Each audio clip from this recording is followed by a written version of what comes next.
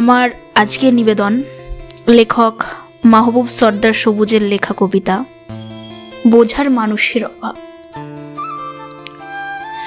নিজের অনুভূতিগুলো খুলে বলার জন্য একজন আপন মানুষের বড় অভাব।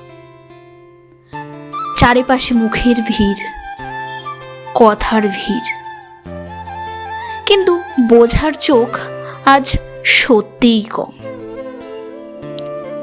যাকে তাকে মনের কথা বলা ঠিক নয়। সবাই শোনে না, কেউ কেউ শুধু মনে রাখে নিজের প্রয়োজনে ব্যবহার করার জন্য। তোমার কথার ভেতরে সরল অনুভব সব কানে পৌঁছায় না, অনেকের কাছেই তা আটকে যায় লাভ ক্ষতির হিসাবেই।